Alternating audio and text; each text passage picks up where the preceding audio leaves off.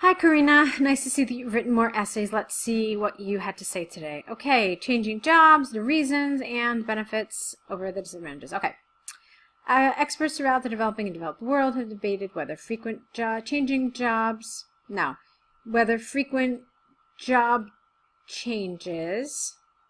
or whether frequently changing jobs has more benefits than drawbacks. Some people believe that working in the same organization has more advantages than changing jobs over the years. However, personally, I disagree. You do need to have some sort of contrast here, okay? The reasons for changing jobs are to challenge their abilities, look for a better working environment, and enhance professional growth.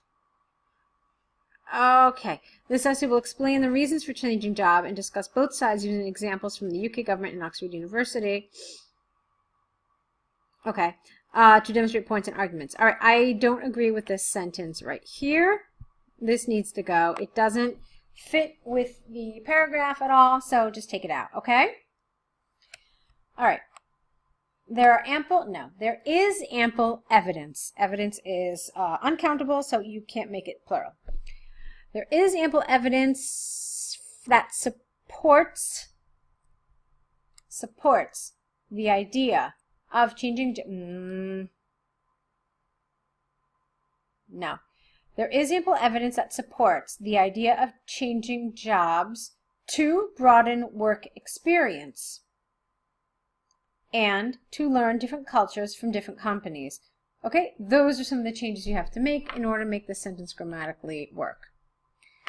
Okay, the central reason behind this is twofold. Firstly, people can not only gain some particular knowledge of company operations, but they may also have more chances of increasing salaries. Okay, so first of all, cannot should be one word, and then second of all, I would prefer do not. So people do not only gain, but they may also have more chances of increasing salaries. Secondly, all right, could you tell me why? Why does this happen? All right, because you've just given me this main idea, but you haven't supported it, so you really need to. Okay. Secondly, learning specific knowledge from different companies can enhance whose professional growth? I don't know who you're talking about, okay? Like important export fields. I don't understand this. I don't understand this at all. For example, recent research, singular again, by the UK government demonstrated that 90% of people have salaries increased and enhanced the chance of promotion. Who, when? I don't understand this example. You have to clarify what you're talking about. So 90% of people have salaries increased and enhance the chance of promotion when? All right, so it just doesn't make sense. Who has had this happen to them? So it is conclusively clear that changing jobs builds up people's confidence and job satisfaction in their workability. Why is that conclusively clear? What did you tell me in this entire paragraph that talks about self-confidence and job satisfaction and workability? So I'm really kind of confused about quite a bit of this, okay? Let's move on. Although there is a case for broadening people's professional knowledge in a new company, there is also a chance of redundancy if someone fails during the probation period.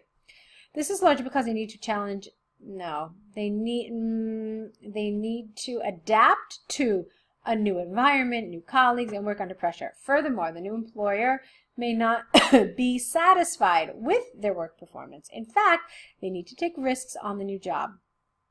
Nevertheless, people do not like to repeat the jobs in the same environment. All right, I don't understand this.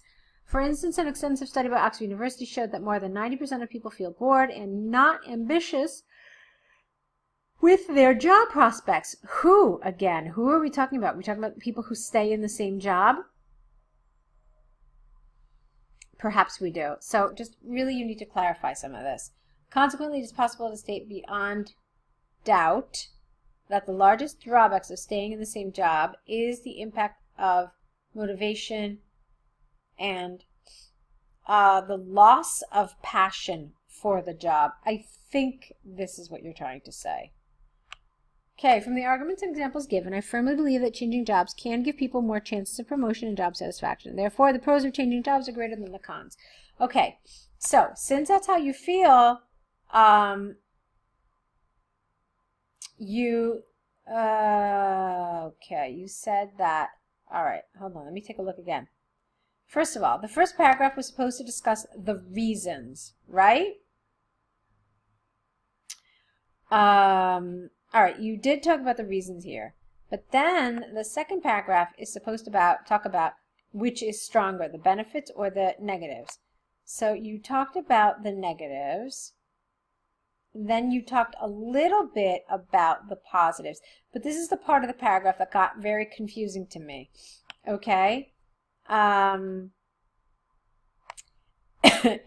in your conclusion, you only focused on these positives, even though in the first body paragraph, you talked about the reasons for this. So I really expected to hear from the arguments and examples given, X and Y are the reasons why people change their job, and overall, this is positive, or this has more advantages than drawbacks. Okay, so basically, there are a number of problems with this essay. There were some areas where it was not coherent. I couldn't understand what you were trying to say. I don't really agree with the way you concluded your essay. I don't agree. Basically, yeah, I mean, task response and coherence and cohesion are probably the weak links for me here, because there wasn't an obvious, like, logical progression in some of your ideas, and I didn't understand some of your ideas, okay? All right, let me see if we have another one as well. All right, so now we're going to take a look at your task 1. It's the pie chart. Just an FYI, it's very helpful if you can actually include the image of the pie chart in your file. This way I can refer to it, and there are many times when I actually need to, so keep that in mind. All right, so the two pie charts illustrate, no S, students' preferences in choosing subjects in New South Wales between 2014 and 17.